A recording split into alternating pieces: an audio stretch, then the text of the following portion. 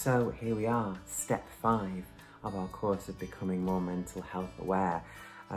We've had a look at quite a lot of stuff so far, some of my top tips on how to really up your game when it comes to being more mental health aware. Today I want us to have a real think about one of the biggest challenges that can face when we are alongside someone, supporting someone with mental health challenges, or actually even if we are someone that is struggling with mental health challenges. And that is being really clear and staying really clear on who this is really about. So a couple of reasons why I want us to cover off this point. The first one is that when if you're dealing with somebody, or if you're in contact with somebody and you suspect some challenges with mental health are perhaps going on, I go right back to step 1 when you're seeing potentially uncharacteristic displays of behaviour. We do actually go to that space of judgment. We will judge that behaviour, we'll judge it by our own standards, we'll judge it by our own internal emergency response to that. And actually what might mean is that we offer back how we feel about that particular display that we have seen. I mentioned about what we do when we're offered some information, particularly when we're offered information that we disagree with.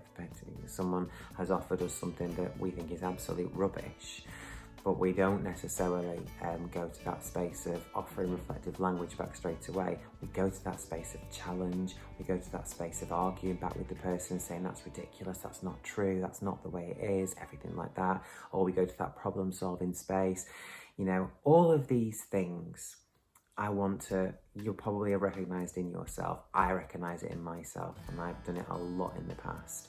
Do you know what? I forgive myself for it because I'm human, and I want everybody out there who's watching this to forgive themselves because you are human. This is what happens when we are dealing with people that we care about. Actually, it's really hard to not let that affect us, or at the very least to accept that it may well have affected us, but the effect that it has had on us isn't important in this situation. How I feel about this isn't important in this situation.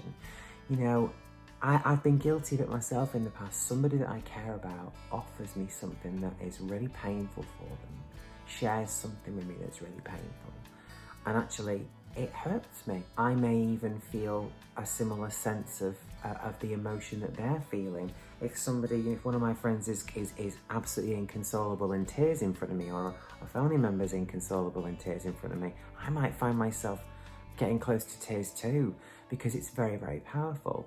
Now, again, there's nothing wrong with this, but I want us to think about what we can do in that situation and how we should react in that situation.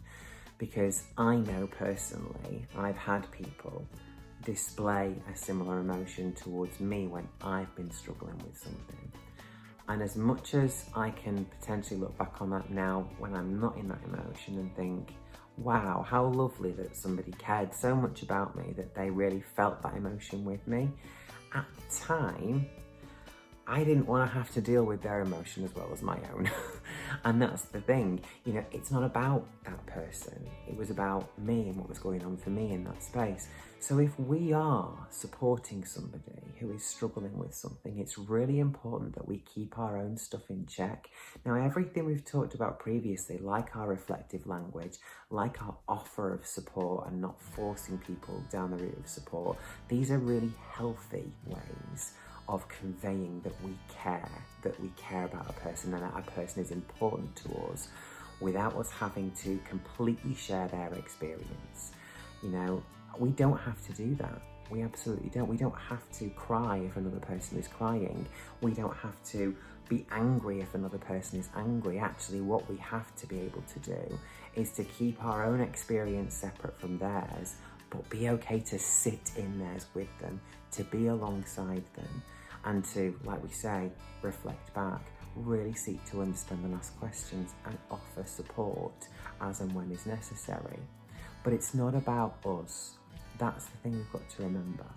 In that situation, the best way we can be of support is to keep ourselves and that person and the experiences quite separate, and convey that we understand the situation that person is in, but keep the two experiences separate, because it isn't about us, it's about them. And I can put that across without having to completely share in their experience. And do you know what? Sometimes sharing in their experience at a deeper level can be quite collusive, because that person may well not be right in what they're saying. People in crisis will say things that they don't mean and that they will think twice about later on, further down the line. And we have to be careful that fully sharing that experience with them can actually mean that we run the risk of colluding. So we need to keep the experiences separate. The other thing is thinking about where blame is being apportioned, and that's quite important as well. So if you are supporting somebody and you can start to hear fingers being pointed, or perhaps you know, that there is some blame out there, we have to be careful around collusion with that. And we also have to remember that in this situation, regardless of whether there are other people involved or whether perhaps somebody else has had a hand in how this person feels, you are supporting that person. Therefore, all you can work with is that particular person. And sometimes engaging in conversation can be quite collusive, so therefore you might exacerbate the situation where there are other people involved, or perhaps there is some blame being apportioned that maybe needs a bit more investigation. It's important to stay with that person rather than allow the focus to shift onto the other person, because they're not here. And actually talking about what they did or what happened in that situation, or kind of joining in with the apportioning of blame, you know, it's not helpful, because that person isn't here, they're not in this situation. In this situation, what does the person that you're supporting really need? And sometimes blame can be a way of shifting focus away, and it might be that the reflection back there is that it feels like actually you're putting a lot of the emphasis onto that person rather than sitting with how you feel, or it feels like there's an awful lot going on with how you feel about that person, and actually I'm more concerned about what's going on with you. And that's the type of focus that we need to have in those situations. And I guess the same thing, because every day we've looked at actually how some of these points apply to self. So if you are somebody who is struggling and you're finding your thoughts are going over here, so actually this is about my upbringing, or this is about how I'm treated by my friends, or this is about something that my partner's done, or this is about the way my kids treat me, blah blah blah, or whatever it is, there may well be some truth in all of that. But actually that's almost succumbing to the filters that we talked about yesterday. So we're actually looking for evidence that corroborates how we feel, but we're also looking for evidence that keeps us feeling how we feel. And sometimes we've almost got to say, I don't want to feel this way anymore, or at the very least, I'm willing to not feel this way anymore. I'm willing to do something that might help me not feel this way anymore. And just have that open-mindedness to it. And then start thinking about, well, so in this situation, what can I do? Because whatever your experience is, it's your experience. Yeah, other situations and circumstances and people may well have contributed to your experience, but it's still your experience. So keeping it really clear in your mind that this is how you are experiencing it, this is what you feel, this is how you feel. And actually in this situation, only you can start to make some of those decisions to move yourself out of that. Now, don't get me wrong, that can be really hard, particularly if you're struggling with depression or anxiety. You know, that just can add a bit more pressure to it. And that's why I would almost say, if there is some depression or anxiety, let's go back a few steps. Let's go back to just being non-judgmental of self. Let's stay at step 2 for a bit. You know, this is about when you're ready to hit step 5. When you're ready and you're balancing your thinking a bit more, and you're trying different things out rather than forcing yourself into doing certain things, maybe then you'll be in a space to think, okay, so I'm pointing a lot of fingers here, and I'm choosing to be angry with different people, and maybe I can choose again. Maybe I can choose something different.